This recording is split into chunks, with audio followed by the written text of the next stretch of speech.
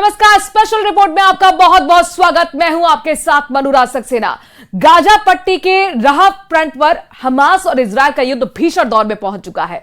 Israel के ताबड़तोड़ हमले के जवाब में हमास लड़ाके भी चुन चुन कर आईडीएफ को निशाना बना रहे हैं। उधर गाजा के एक अस्पताल से सामूहिक कब्र की तस्वीरें जारी कर हमास ने इजरायल पर नरसंहार के आरोप लगाए हैं, लेकिन इजरायल ने आरोपों को आधारहीन बताते हुए हमास के खात्मे तक युद्ध जारी रखने का ऐलान कर दिया।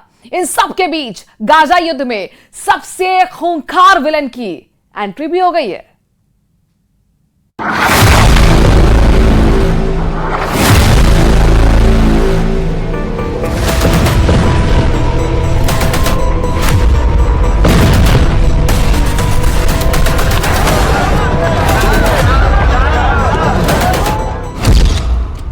वॉर जोन में याह्या सिनवार, इजरायल में मचेगा हाहाकार।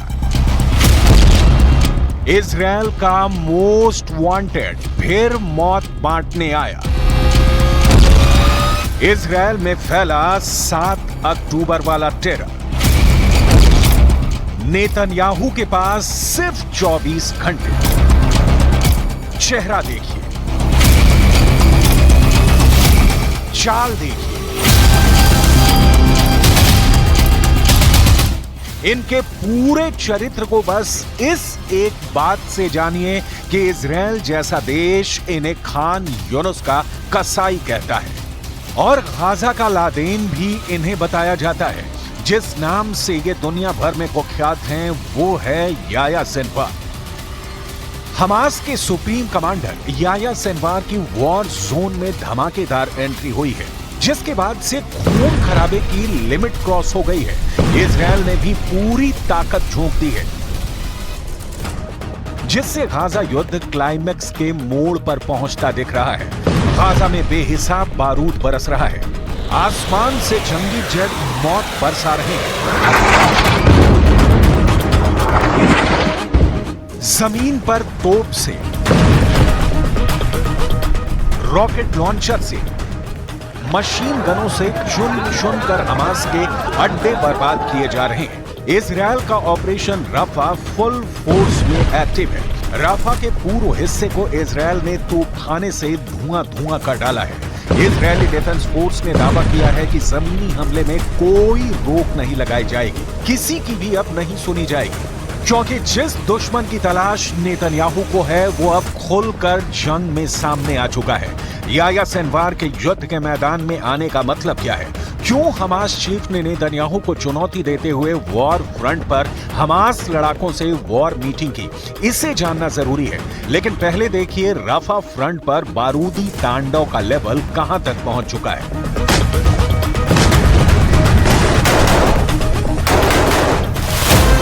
वफा समाचार एजेंसी की रिपोर्ट में बताया गया है कि इजरायल ने हवाई हमले में गाजा सिटी के पश्चिमी इलाके को दहला रखा है। गाजा सिटी की अल वेहदा सड़क पर एक घर पर एयर स्ट्राइक कर इजरायल ने उसे कब्रगाह बना दिया। इजरायल की स्ट्राइक का टारगेट अब सिर्फ रफा क्रॉसिंग है, जिसे नेतन्याहू ने जीतने तक जंग जारी रखने का ऐलान मार्च महीने में ही कर दिया था। प्रेसिडेंट जो बाइडेन को इजरायल ने साफ मैसेज दिया था कि इजरायल रफा से हमास के सफाए तक युद्ध खत्म नहीं करने वाला। रफा की अहमियत इस जंग में क्यों इतनी अहम है, इसे भी जान लीजिए। नक्शे पर देख रही 41 किलोमीटर लंबी यह गाजा पट्टी है। भूमध्य सागर के पूर्वी तट पर गाजा पट्टी उत्तर और पूर्व में इजरायल से घिरी है। गाजा पट्टी का दक्षिणी बॉर्डर मिस्र से लगता है। इसी बॉर्डर पर 12 किलोमीटर के इलाके को रफा क्रॉसिंग कहते हैं। गाजा की 20 लाख की आबादी 3 रास्तों का इस्तेमाल करती है। उत्तर में इरेज क्रॉसिंग और दक्षिण में रफा क्रॉसिंग। गाजा के दक्षिण में ही करीम अबू सलेम मॉल क्रॉसिंग भी है। रफा क्रॉसिंग हमास के लिए लाइफलाइन है, क्योंकि 2007 में इजरायल ने गाजा पट्टी की पूरी नाकाबंदी लगा दी थी, जिसके बाद रफा क्रॉसिंग के जरिए ही हमास की सप्लाई चेन चलती है। हमास की बारूदी सुरंगों का जाल यही है, जहां से बैठकर इजरायल पर खौफनाक हमले अंजाम दिए जाते हैं। इजरायल को शक है कि हमास लड़ाकों ने यहीं उसके नागरिकों को बंधक बना रखा है। 7 अक्टूबर को बंधक बनाए गए लोगों में से एक का वीडियो रिलीज कर हमास ने प्रोपेगेंडा सेट करने की कोशिश भी की है। हमास की तरफ से इजरायली अमेरिकी बंधक हर्ष गोल्डबर्ग पोलिन का वीडियो जारी किया गया है। हालांकि ये वीडियो कब शूट किया गया है इसकी कोई जानकारी नहीं साझा की गई। हमास के बंधक वीडियो के जारी होने के बाद गोल्डबर्ग के परिवार ने उसे हौसला बनाए रखने की अपील की है। 23 साल के हर्ष गोल्डबर्ग 7 अक्टूबर से हमास के नर्कलोक में बंधक हैं। वहीं इजरायल का अनुमान है कि 7 अक्टूबर को हमास के हमले के दौरान बंधक बनाए गए लगभग 250 लोगों में से 129 लोग गाजा में अब भी बचे हैं। इजरायली फोर्स ने आशंका जताई है कि बंधक बनाए गए इजरायली नागरिकों में 34 की मौत हो चुकी है। वहीं हमास इजरायल जंग में गाजा पट्टी में अब तक 34,305 मौत का आंकड़ा भी सामने आया है। इजरायल अपने एक नागरिक की जान के लिए कुछ भी कर गुजरने के लिए कुख्यात है। यानी जंग का अंत इजरायली बंधकों की रिहाई के साथ हमास के संपूर्ण सफाए पर होगा। हालांकि हमास भी पीछे हटने को तैयार नहीं। हमास के सुप्रीम कमांडर याह्या सिनवार ने वॉर फ्रंट पर हमास लड़ाकों से मीटिंग कर इजरायल को क्लियर मैसेज दिया है कि युद्ध में हमास सरेंडर नहीं करने जा रहा।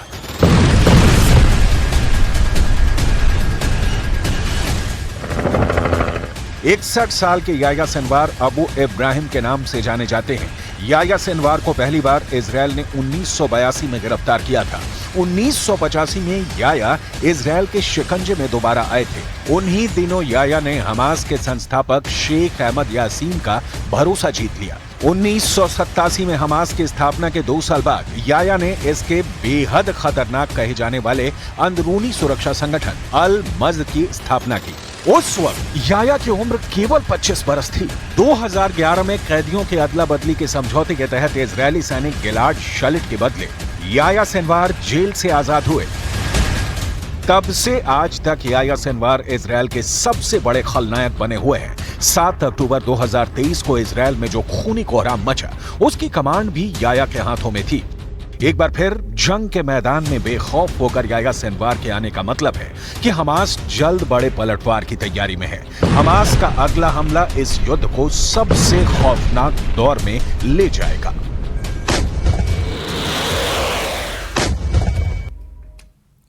और अब इजरायल अगले 48 घंटे में कुछ ऐसा करने जा रहा है जिसके होते ही लेबनान से लेकर ईरान तक खून की नदियां बह जाएंगी। एक रिपोर्ट ने खुलासा किया है कि इजरायल की आईडीएफ हिजबुल्लाह के चीफ को जान से मारने के लिए ऑपरेशन शुरू कर चुकी है।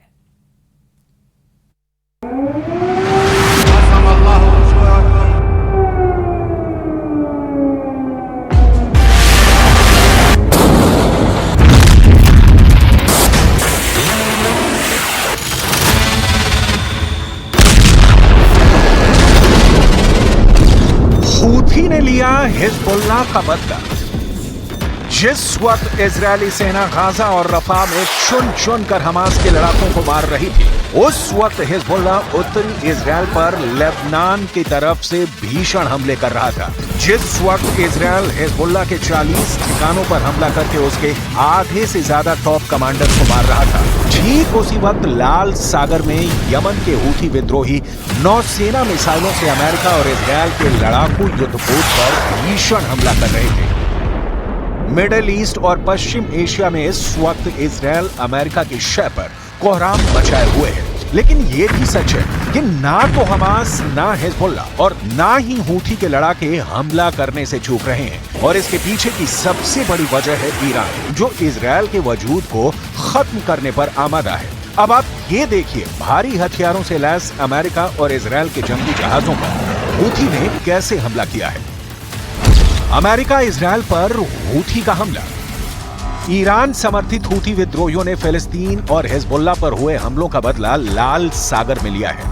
हूथी के दावे के मुताबिक हूथी ने मिसाइलों से अमेरिका और इजरायल के जंगी जहाजों पर हमला किया है। जानकारों के मुताबिक 2 हफ्ते बाद हूथी का ये पहला बड़ा हमला अमेरिका और इजरायल के खिलाफ बताया जा रहा है। हूथी के मिसाइल हमले में अमेरिका और इजरायल के जंगी जहाजों को नुकसान की खबर है। दावा तो यहाँ तक किया जा रहा है कि हूथी के मिसाइल हमलों को रोकने में अमेरिका और इजरायल की नौसेना नाकाम साबित हुई है। हूथी के इस हमले ने साबित कर दिया है कि ईरान समर्थित हूथी मिडिल ईस्ट और पश्चिम एशिया में इजरायल और पश्चिमी देशों के लिए बड़ा खतरा बन चुका है। हमास और हिजबुल्लाह के लड़ाके जहां जमीन के जरिए ज्यादा हमले कर रहे हैं, तो वहीं हूथी विद्रोही समंदर के रास्ते हमले कर रहे हैं। यही वजह है कि अमेरिका और ब्रिटेन ने मिलकर यमन में हूथी ठिकानों पर पिछले 3 से 4 महीने में कई दर्जन भयानक हवाई हमले किए हैं। हूथी विद्रोहियों का आरोप है कि अमेरिका और ब्रिटेन ने मिलकर यमन के करीब 424 ठिकानों पर हवाई हमले किए हैं, जिसमें कई दर्जन लोग मारे गए हैं। यही वजह है कि अब हूथी विद्रोहियों ने हमले तेज कर दिए हैं। ईरान समर्थित हूथी विद्रोहियों के प्रवक्ता याया सारेया ने दावा करते हुए कहा कि लाल सागर में अमेरिका के 2 जहाजों पर हमला किया गया है, जिसमें से एक जहाज अमेरिकी विध्वंसक है, जबकि इजरायल का एक क्रूज जहाज हूथी हमले का शिकार हुआ है। हूथी के दावे के मुताबिक उसके हमले में अमेरिकी जहाज मेस्क यॉर्क टाउन, अदन की खाड़ी में एक अमेरिकी विध्वंसक और हिंद महासागर में इजरायली जहाज MSC वेराक्रूज को निशाना बनाया गया है। نفذت القوات البحرية في القوات المسلحة اليمنية عملية عسكرية استهدفت سفينة ميرسك يورك تاون الأمريكية في خليج عدن بعدد من الصواريخ البحرية المناسبة وكانت الإصابة دقيقة بفضل الله। बेशक हूथी बड़े हमले कर रहा हो, लेकिन ये भी सच है कि गाजा रफा में इजरायली सेना के भीषण ऑपरेशन में अब तक 34,000 से ज्यादा फिलिस्तीनी मारे जा चुके हैं। लेबनान की तरफ से हिजबुल्लाह चीफ जरूर इजरायल को टक्कर देने की कोशिश कर रहे हैं, लेकिन इजरायल की बेहतरीन हवाई क्षमता के सामने हिजबुल्लाह के पैर उखड़ने लगे हैं।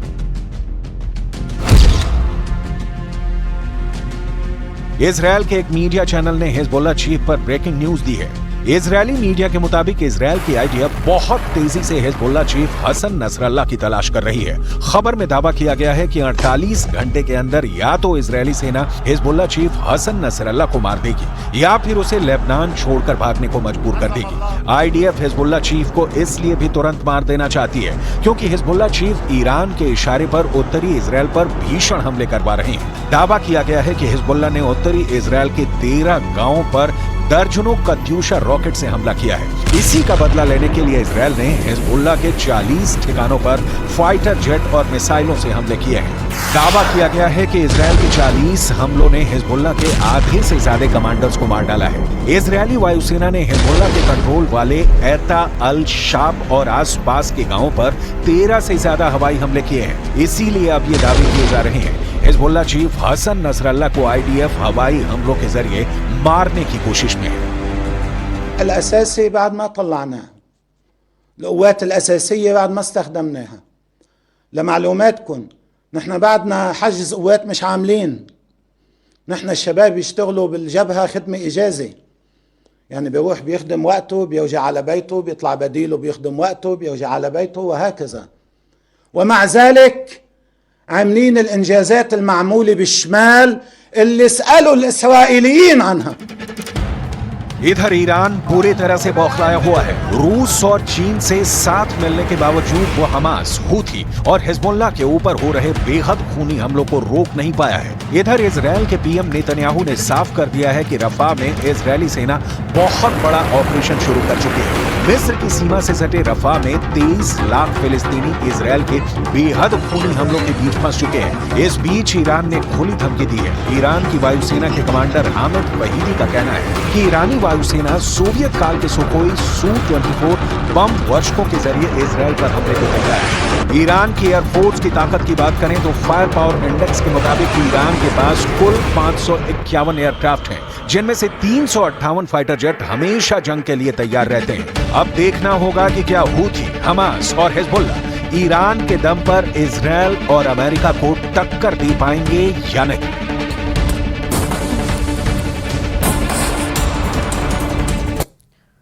लगता है कि अब वो वक्त करीब आ चुका है जब अमेरिका और रूस के बीच भयानक परमाणु जंग छिड़ सकती है। ऐसे दावे इसलिए किए जा रहे हैं क्योंकि रूस को घेरने के लिए नाटो के 32 देशों ने बड़ा वॉर प्लान तैयार कर लिया है। ये परमाणु जंग पोलैंड की जमीन से शुरू हो सकती है।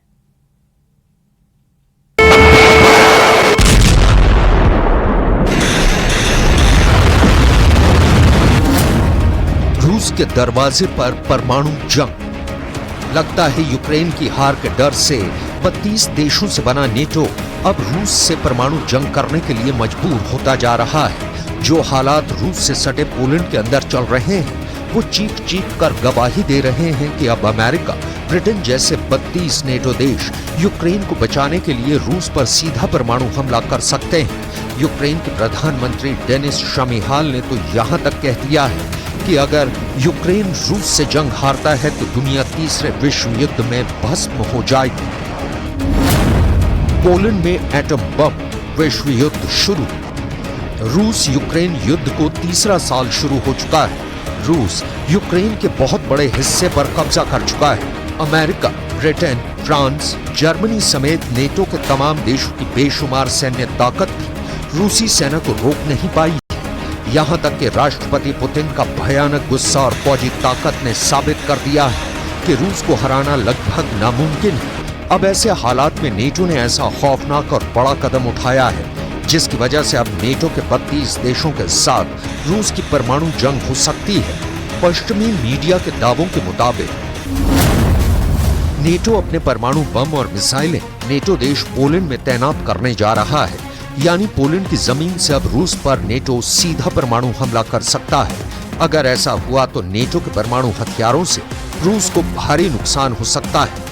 दावा तो यहां तक किया जा रहा है कि यूक्रेन युद्ध में नेटो के नाकामयाब होने की वजह से अब नेटो रूस से परमाणु जंग के लिए तैयार हो रहा है ताकि पुतिन के रूस को यूरोप पर कब्जा करने से रोका जा सके। पोलैंड के राष्ट्रपति अंद्रेज डूडा ने भी माना है कि नेटो के परमाणु हथियार पोलैंड की धरती से रूस से मुकाबला कर सकते हैं। इधर रूस ने साफ कहा है कि अमेरिका और नेटो अब रूस को उस जंग के लिए उकसा रहे हैं जहां रूस अपने सभी दुश्मनों को परमाणु जंग में तबाह कर देगा। Support Ukraine, we help them to destroy Russian combat capabilities that could potentially be a threat against us. Support Ukraine is not charity. Support Ukraine is an investment in our own security, and the alternative is more expensive. परमाणु जंग को तैयार America और रूस।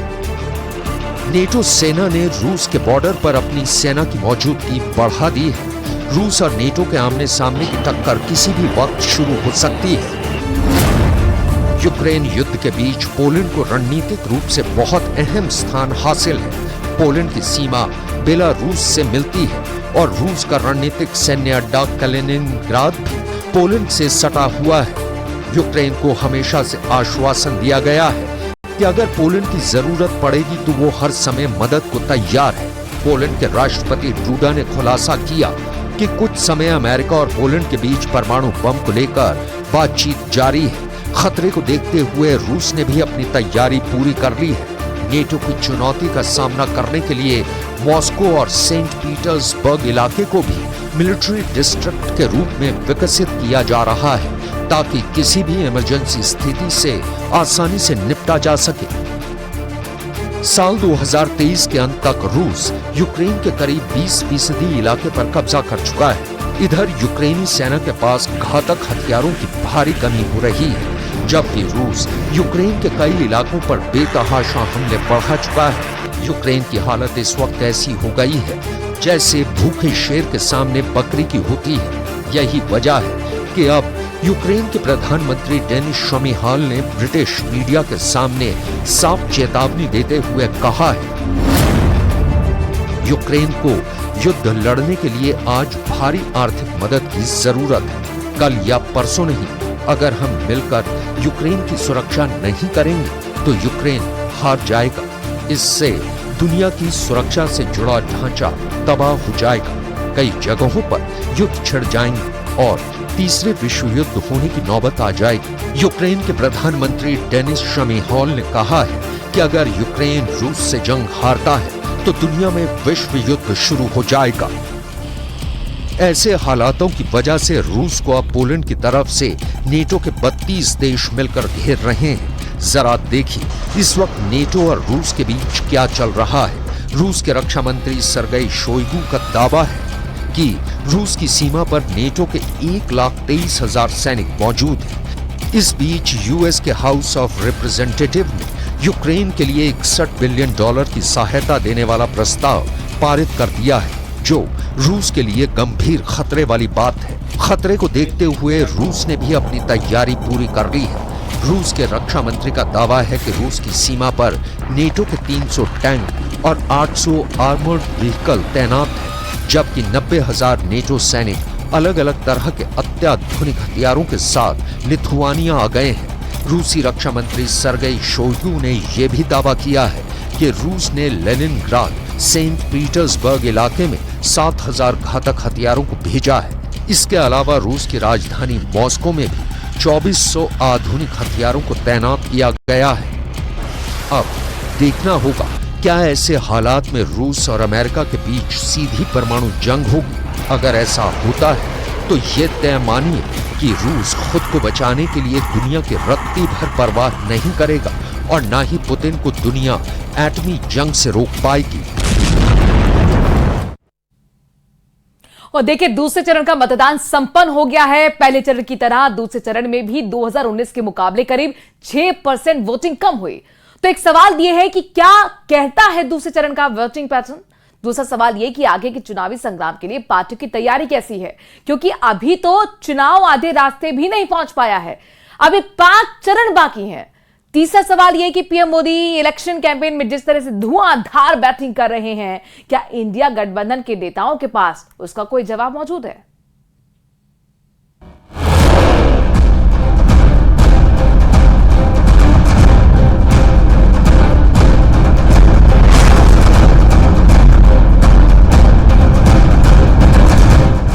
वायनाड में राहुल गांधी की, तिरुअनंतपुरम में शशि थरूर की,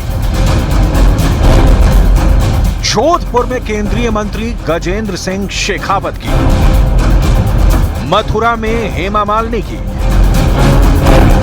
मेरठ में अरुण गोविल की, झालावाड़ में वसुंधरा राजे के बेटे दुष्यंत सिंह की, जालौर में अशोक गहलोत के बेटे वैभव गहलोत की, कोटा से लोकसभा अध्यक्ष ओम प्रकाश बिरला, गौतम बुद्ध नगर में डॉक्टर महेश शर्मा की।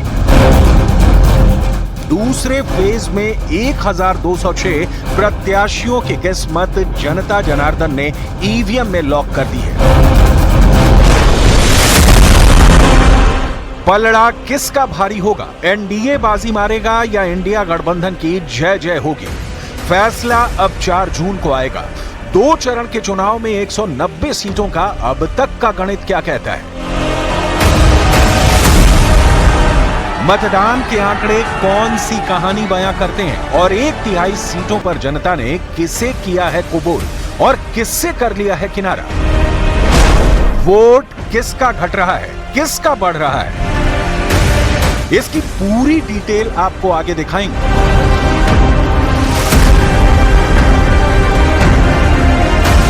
लोकतंत्र के इस महापर्व का मैं समझता हूं प्रधानमंत्री तीसरी बार चुनने का देश की जनता, प्रदेश की जनता मन बना चुकी है।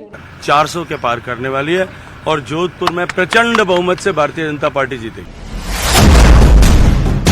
दूसरे फेज में केरल की सभी 20 सीटों पर, राजस्थान की 13 सीटों पर, कर्नाटक में 14 सीटों पर, महाराष्ट्र की 8 सीटों पर, उत्तर प्रदेश में 8, मध्य प्रदेश की 6, असम की 5, बिहार की 5, छत्तीसगढ़ की 3, पश्चिम बंगाल की 3, तो 4 जून के नतीजे तय करेंगे कि होगा 400 पार या फिर होगा बदलाव। बहरहाल स्पेशल रिपोर्ट में आज के लिए इतना ही।